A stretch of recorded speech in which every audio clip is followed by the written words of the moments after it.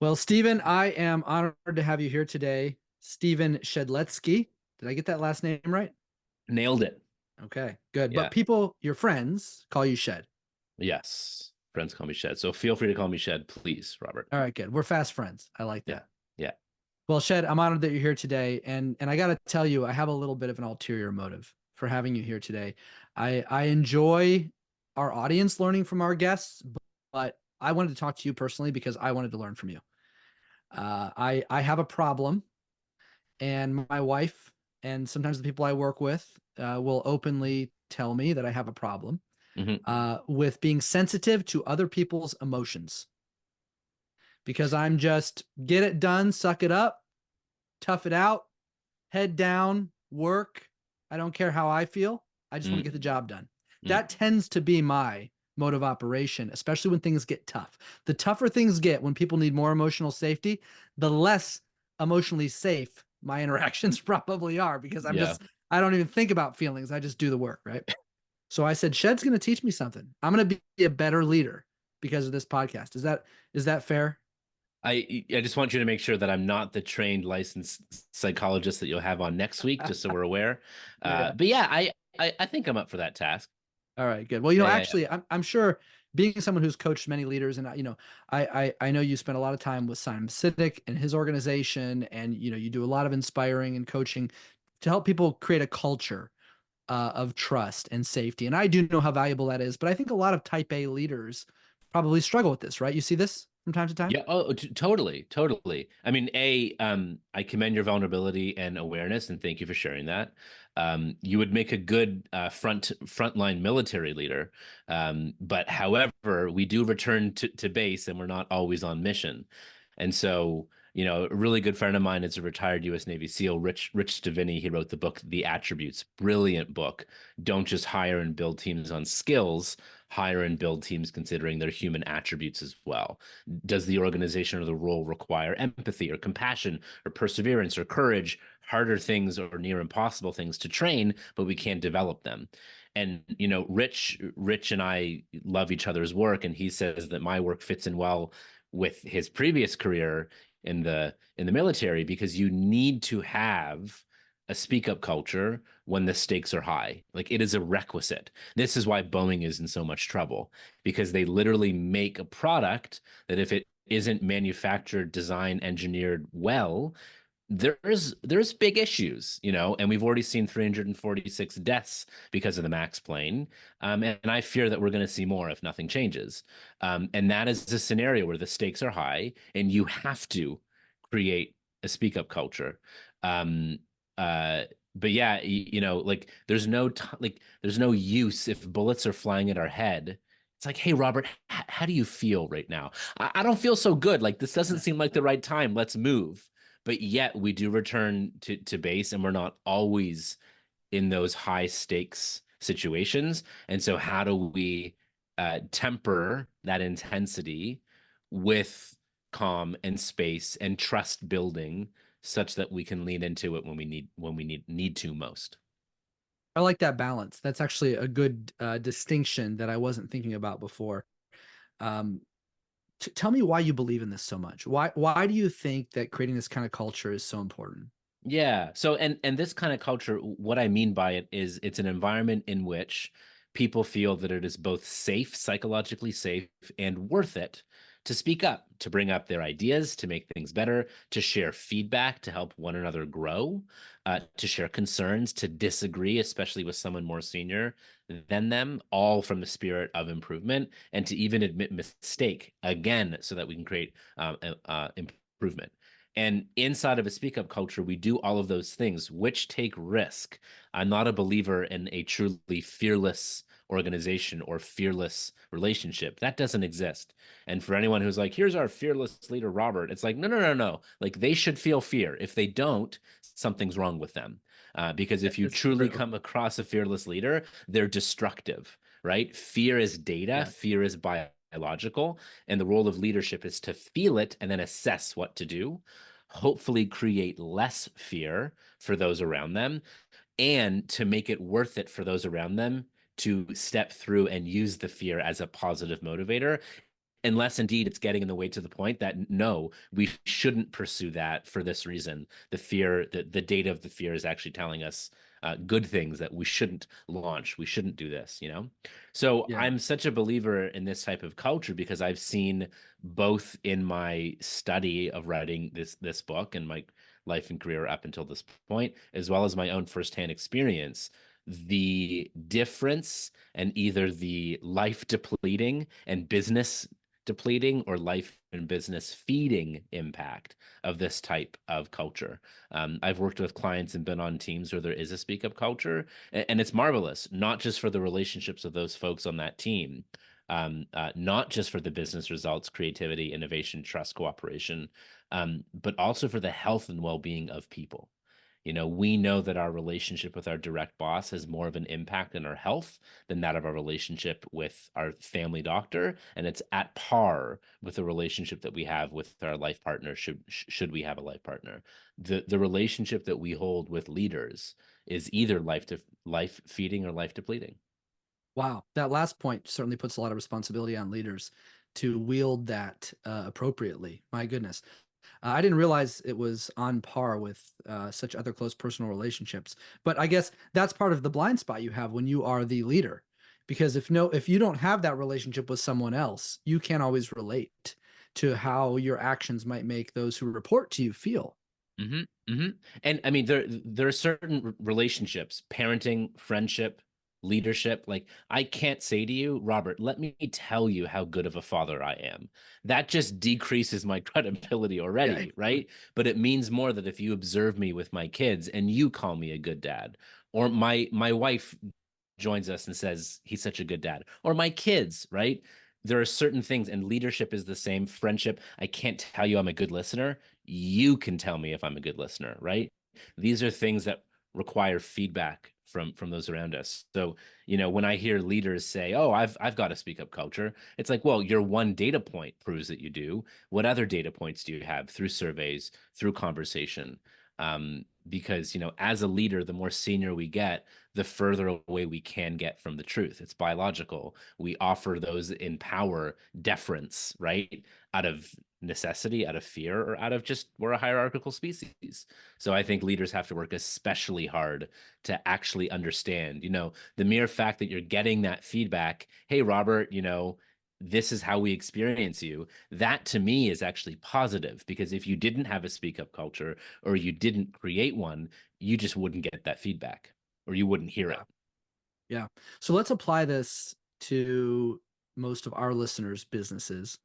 They generally are in the financial industry, and their success is predicated upon being able to serve people well and keep those people as clients.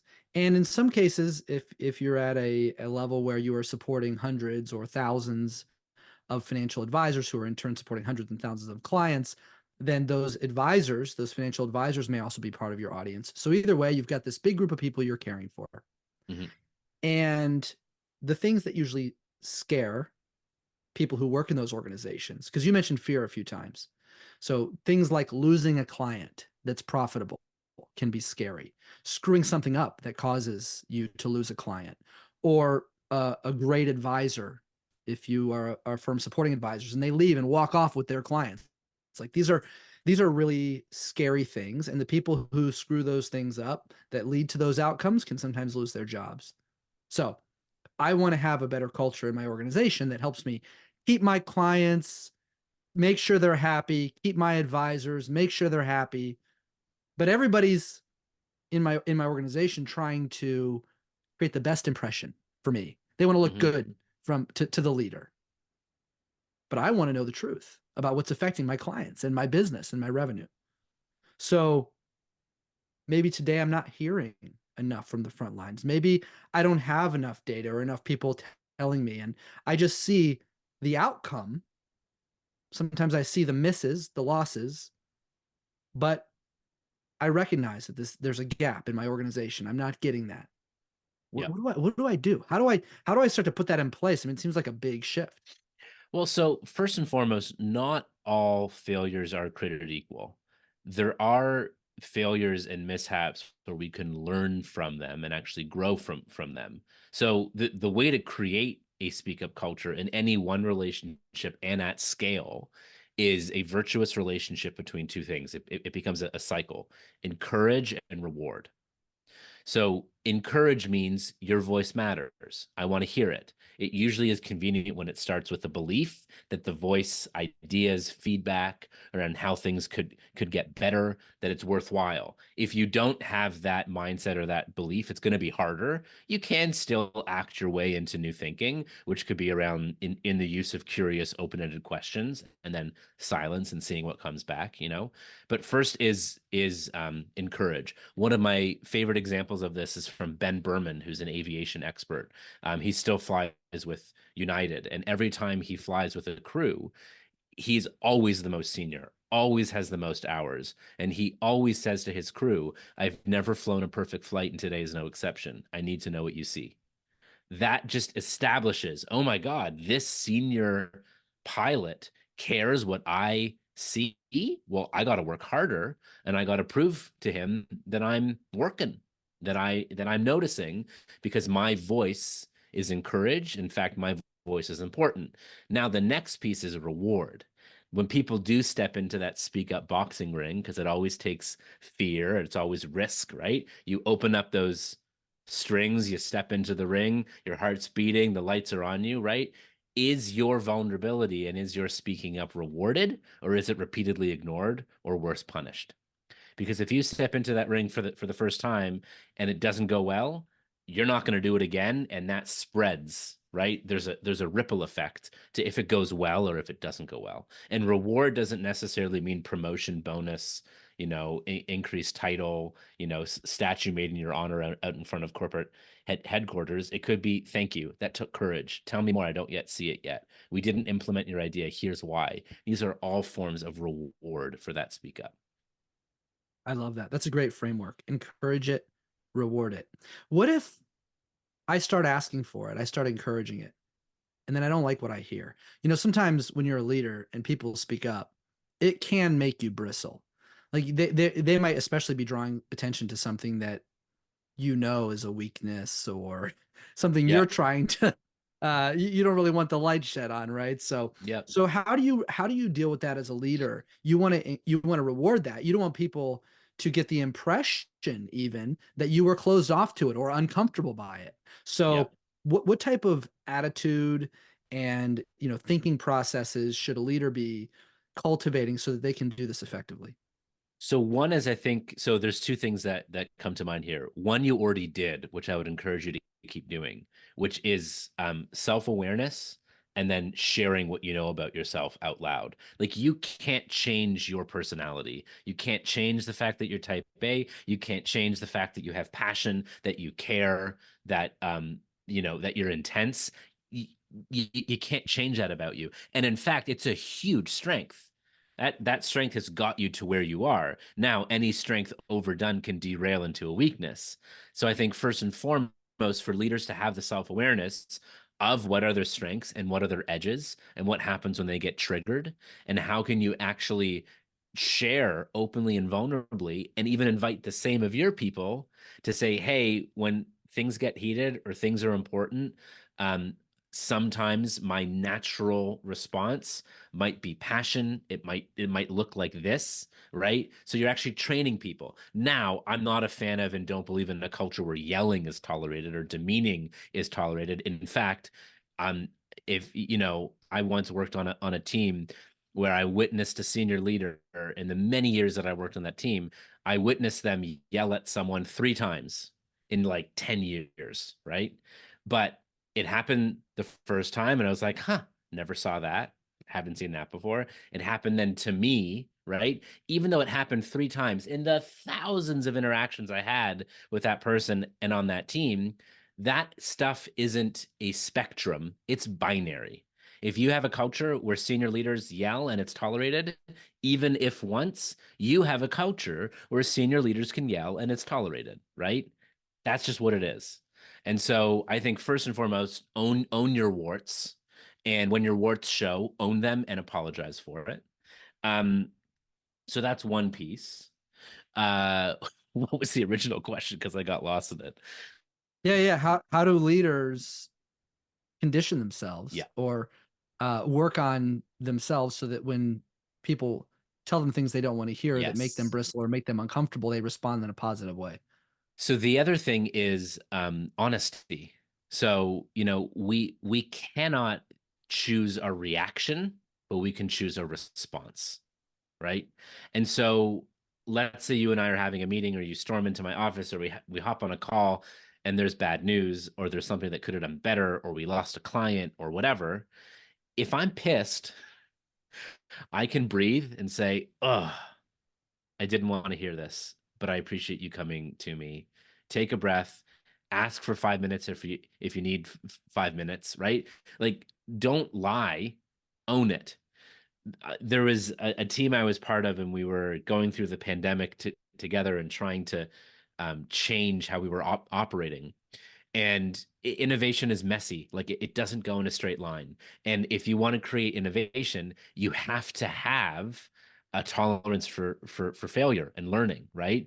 Because what do you need to innovate? Well, you need to experiment. What's a natural response of experimentation? Failure. So if you want to have a culture where there's innovation and improvement, you need to have an awareness and a tolerance level for the fact that there's going to be trip ups. So we were literally inventing our future. The CEO at the time, type A, right? We made a decision. We were going down a path. We very consciously chose not to go down a particular path. 3 or 4 weeks later, maybe even 6 weeks later, I don't know. We ended up going back to that same intersection and realized we made the wrong choice. But we didn't know what we didn't know until that moment. We were in new territory. Now, to that CEO's credit, she was pissed off.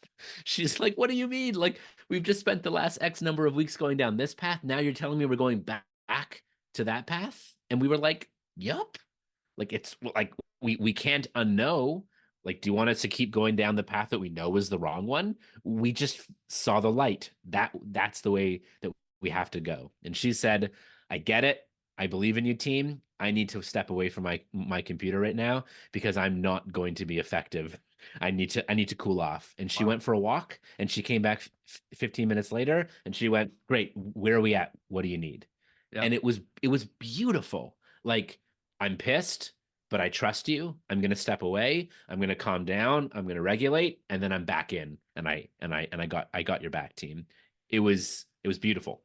That's It was amazing. real. It was It's really real. good to hear from your perspective when she was your leader, how that affected you and the admiration that you have for that, because that is not natural behavior. You have to practice that. And I think just for me Mhm. personally, as I'm trying to benefit from this as well, I'm thinking to myself, when I have those visceral reactions, you're right. You said it. You can't control your reactions, but you can control your response. And recognizing that and saying, okay, I need to step away. That is far superior to staying in that moment, asserting Digging your yourself heels over in. them. Yes, exactly. Yeah, Yeah. yeah, that's destructive, and Yep. and that breeds a culture where you're not going to get the best ideas, um, because best ideas are seemingly punished. So totally, totally. There's one thing about your writing that I picked up on a key aspect of the risk that's associated with not having a speak up culture that I think applies really well in our industry, which is that if you don't have one, then you are likely to create an environment where people are actually pressured into doing unethical things. And in our business, the financial industry especially, you've got to act with ethics. And if someone in your organization does not behave in an ethical manner, they can undermine your entire business. So talk to me about that. Why is this speak up culture so vital if you want people in your organization behaving in an ethical manner in their interactions with clients and frankly in every aspect of their job? Yeah, I mean, ethics are hard because, there are regulations, there are rules, there are laws, there are guidelines that can seemingly be a bit more black and white, but ethics can be gray. You can seemingly, not break the rules but be unethical. And I think that'll catch up to you. You don't need to be ethical, but it serves you to be. If you aren't ethical, it'll catch up to you. Insert Fargo Wells. And I'm not talking about Minnesota. I'm talking about Wells Fargo. Yeah. So the value of having a speak up culture is when you have a strong culture, values are clearly defined. Now, the strength of a culture are the degree to which those values are behaved, right? And the definition of integrity is when you live a value to the place that it actually might cost you something, like money, time, opportunity, whatever it might be. And so when you have a speak up culture, you can have this type of environment where sometimes acting unethically can be tempting and tantalizing because it could mean something good for business in the short term, but in the end, our values and ethics prevail, and we have an opportunity to check in with a colleague. I'm tempted to do this, but it doesn't feel right, you know? And if it gets to the point where you have a or multiple bad actors, you have the type of culture and environment where we will attempt to speak up and blow the whistle internally, uh, hopefully before you have to blow the whistle externally. A funny example of this, because values aren't just words. If you only use values as words, they're meaningless. And I'll give you an example. There were four values for a company that you know well. They were communication, respect, integrity, and excellence, which are meaningless. Like, do me a favor, Robert, more excellence for the rest of the day, please. Like, yeah, I'll get right on that. It means nothing, you know? But if you put behaviors under it or even define your value as a behavior, excellence could be do more of your best work. Oh, now we're talking. That means I should know my strengths. I should attempt to design my role around my strengths. I should still be aware of my weaknesses and limitations. I should share them vulnerably. I should delegate. I should team better. Like those are six behaviors. I now know what it looks like when that value is lived. Those four values, by the way, were that of Enron, which was the company that went through a huge accounting scandal, right? I thought that was a punchline there. Yeah. Yeah. And not that I think all of their issues would have been solved if they transformed their values into verbs or action phrases, but perhaps it would have been more obvious how Kenneth Lay, their CEO, was behaving so counter to what the values were. But this is a really interesting and relevant point for our industry because so many financial services companies lead with, we're a values first organization.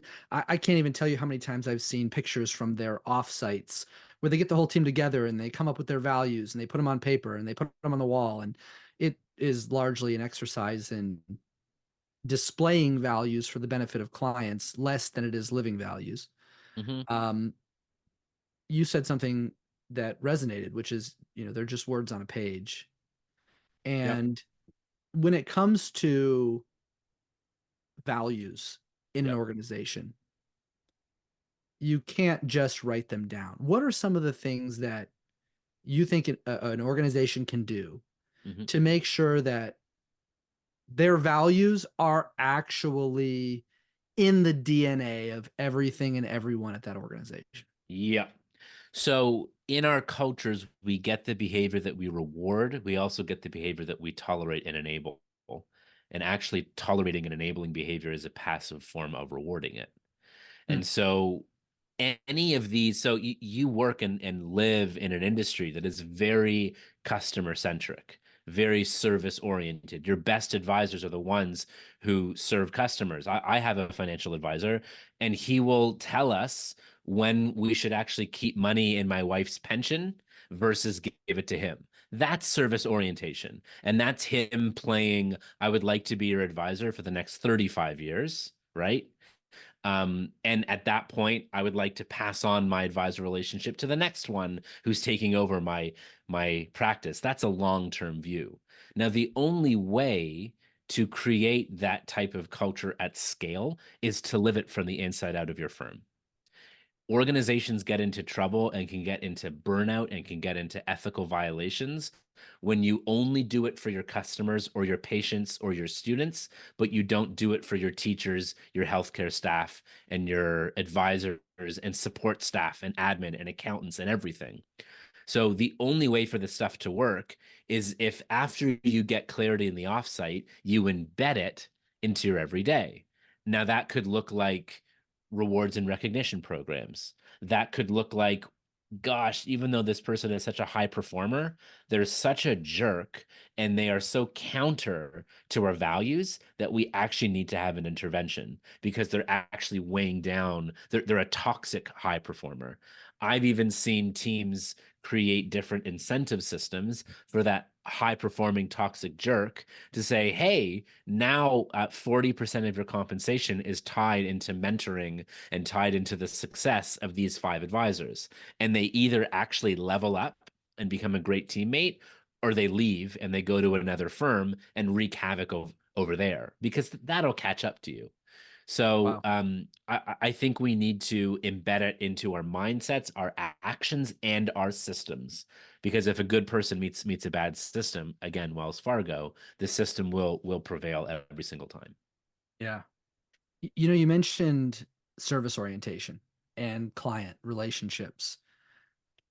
How does a speak up culture extend beyond your employees, the people in your organization speaking up, Mhm. to even your clients speaking up? Can you actually benefit from that? So instead of just disappearing one day and going somewhere else, you actually have a more healthy relationship that's open, and then, you know, you're getting the benefit of them speaking up?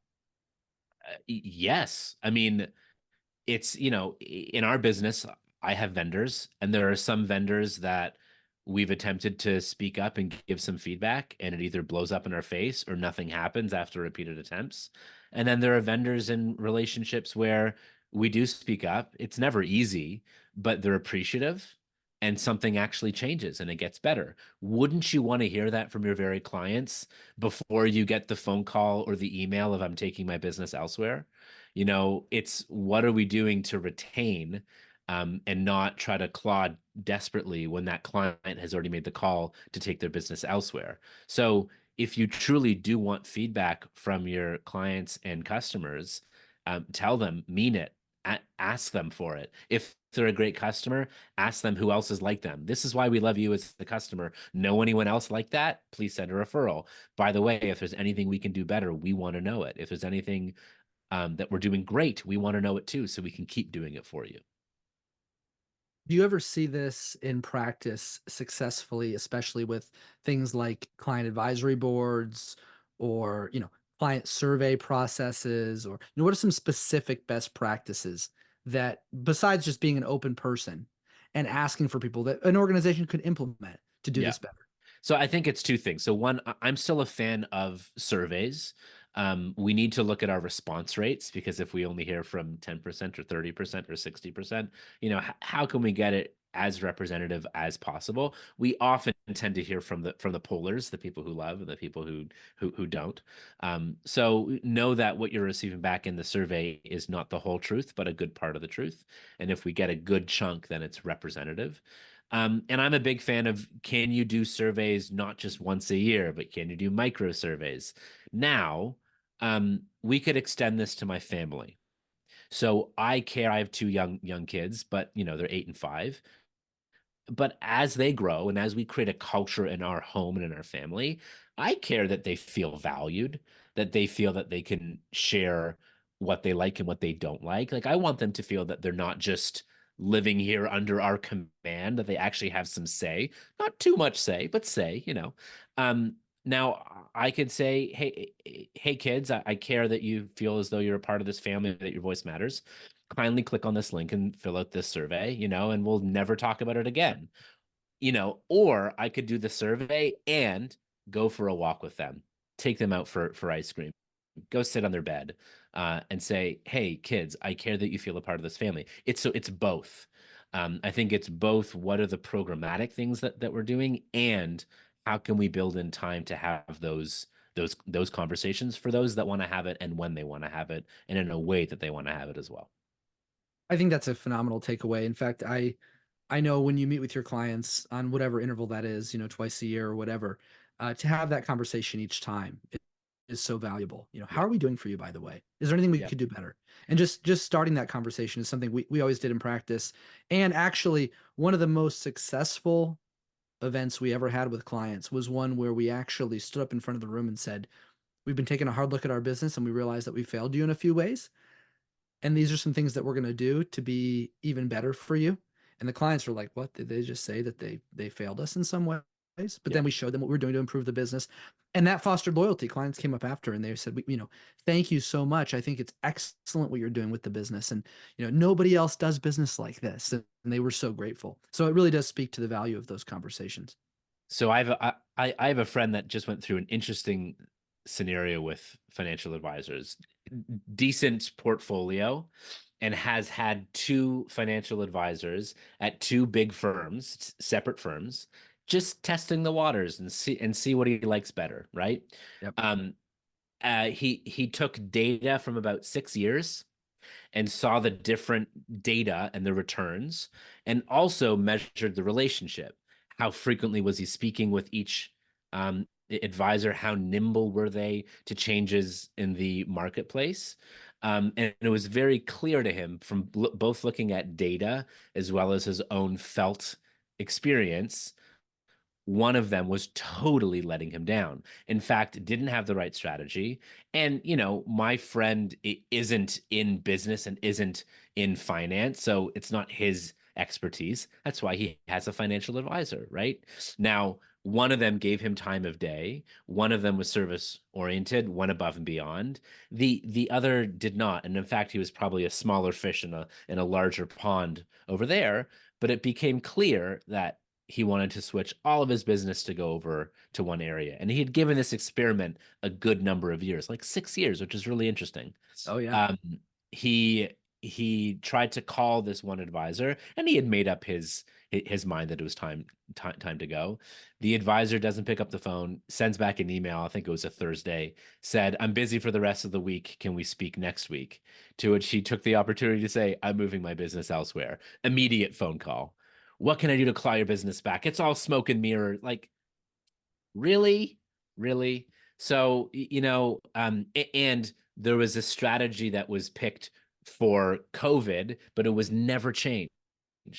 And so, whereas one, it was maintained and it was nimble because he was actually getting service, maybe because he was a larger fish in a smaller pond, who knows? But it was such an interesting experiment. Um, and he gave both a complete good chance, but just a sort of anecdote of, I think, this in action. It's a great one, and it applies to our listeners. And I actually think you could take away another lesson from that, which you've already highlighted. But what if that advisor had said earlier on, hey, by the way, how am I doing for you? Is there anything that I can do better? Maybe if they had that conversation a year earlier, it might have been a harder decision. He might have stayed longer. Yeah. This advisor might have turned things around. So, yeah, very, very powerful. Well, I'll tell you, Shed, I've really enjoyed the conversation. A lot of killer insights, and so relevant for financial advisors, the financial industry. I do like at the end of this show to give you an opportunity to tell us how we can get in touch with you, where listeners should go to, get your books, anything else, and then also we like to have our visitors end with one powerful takeaway. This is called Steal My Strategy. So, Mhm. you know, based on this conversation, some of the things you've shared, what do you want to put a fine point on and say, look, if you take one thing away from this, here's what it should be? Yeah, thanks, Robert. What I would say is, so there are capital L leaders and there are lowercase l leaders. Capital L leaders have the title, and we expect you to behave in a way that represents that title. But just because you have the title doesn't give you a hall pass. You must behave into how a leader behaves, which includes empathy and compassion, which includes vulnerability and authenticity and accountability and decisiveness, right? Those are behaviors, courage. These are behaviors of leadership. We all know lowercase l leaders, those who don't have the authority, but they choose to behave as a leader does. And if you choose to behave as a leader does, you have the people. And know that if you're a capital L or lowercase l leader, you have influence. And as a leader, your whisper is a shout and your tiptoes are stomps. People are watching, people are listening to your every word and every move. They have impact, they have ripples. So act and behave accordingly. That's powerful. I will probably share that at our team meeting next week. So thank you for that. And Shed, to learn more from you and about you, where should we go? Yeah, thanks so much. I think I'm the only Stephen Shedletzky in the entire human race at the moment. blessings from having a Polish background, I guess. So all you handfuls of Shedletzkys out there, please be mindful of what you name your children. But if you Google my name, you'll get to all the right places. My website is Shed, inspires.com. And I'm most active on LinkedIn and would love for you to connect. Well, Ted, I've been inspired. Thank you so much. And I look forward to continuing to follow your work and benefiting from it as I know so many do. Awesome, Robert. Such a joy to join you.